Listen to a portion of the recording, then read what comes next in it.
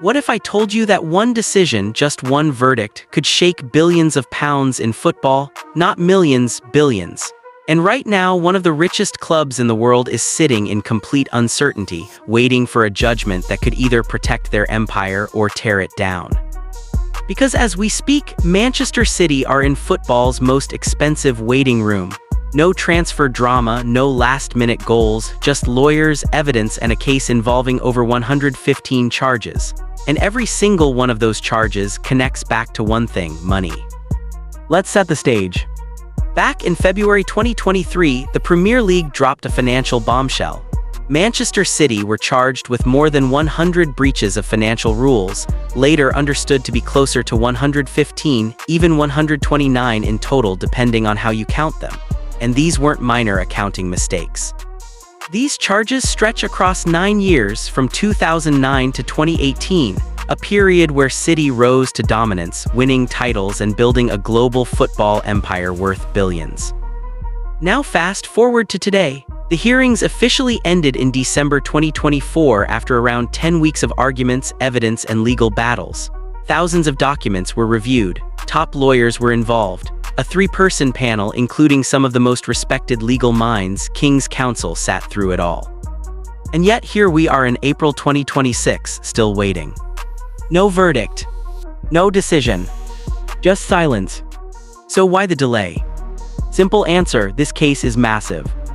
We're talking about years of financial data, sponsorship deals worth tens of millions, contracts, emails, and complex football regulations that change over time. Experts believe the panel is taking this long because they need to deliver a bulletproof decision, one strong enough to survive what will almost certainly be appeals from either side. Because let's be honest, when this much money is involved, nobody is walking away quietly. Now let's talk about the charges themselves, because this is where the real story begins. Out of the 115 charges, the biggest chunk, 54 charges, relates to something that sounds simple but is actually incredibly serious: providing accurate financial information. Think of it like taxes. If you earn £100 million, you're expected to report £100 million, not £60 million, not £80 million, but the full amount. The Premier League alleges that Manchester City may not have reported their finances accurately, especially when it comes to sponsorship deals. We're talking about deals worth tens, even hundreds of millions of pounds. The key question is this: were those sponsorships genuine third-party payments, or was some of that money actually coming from the club's owners disguised as sponsorship? Because if that's true, then we're not just talking about accounting errors. We're talking about financial manipulation. And here, where things get even more interesting. Some of the evidence comes from leaked internal emails published years ago, suggesting discussions about how money moved between sponsors and the club. These emails were already part of a previous UEFA case, where City were initially found guilty but later cleared by the Court of Arbitration for Sport in 2020. But this time, the Premier League believes it has even more evidence. More documents, more details, more financial trails, and importantly, fewer legal barriers like time limits that helped City before. But the money story doesn't stop there. Another 14 charges relate to payments made to players and managers, the allegation that some money may have been paid off the books. In simple terms, hidden money.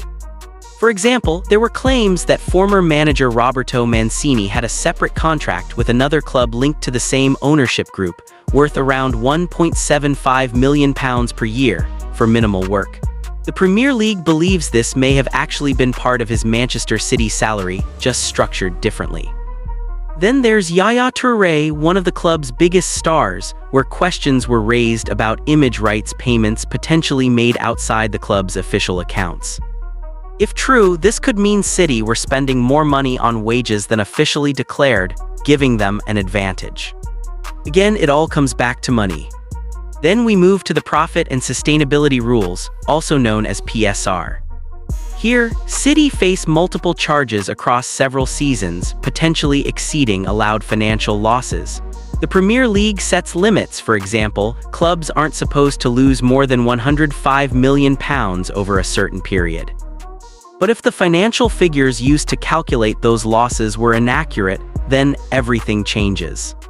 Suddenly losses could be higher, spending could be greater, and rules could have been broken.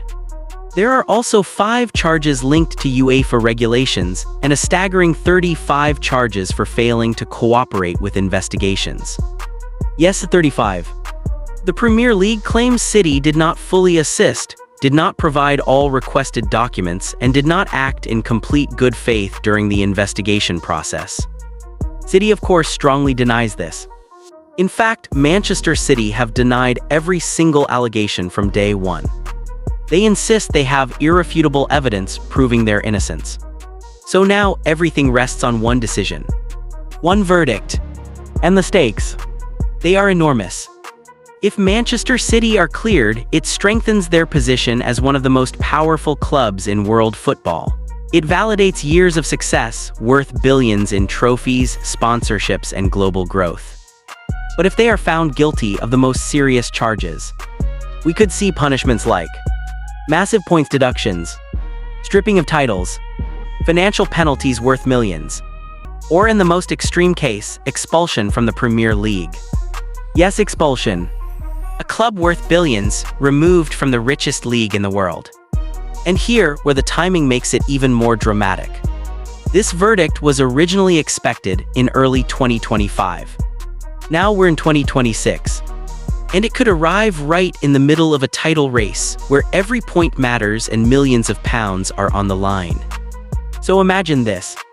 A club fighting for the title, winning matches, earning prize money, and suddenly a verdict drops. Everything changes.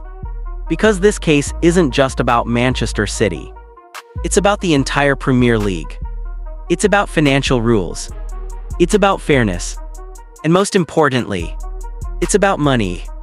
Billions in revenue, millions in sponsorships, and a system that could be reshaped forever depending on one decision. Right now, the judges are still deliberating. The evidence is still being reviewed. And football is still waiting. Because when this verdict finally arrives, it won't just make headlines. It will send shockwaves through a sport built on money, power, and competition.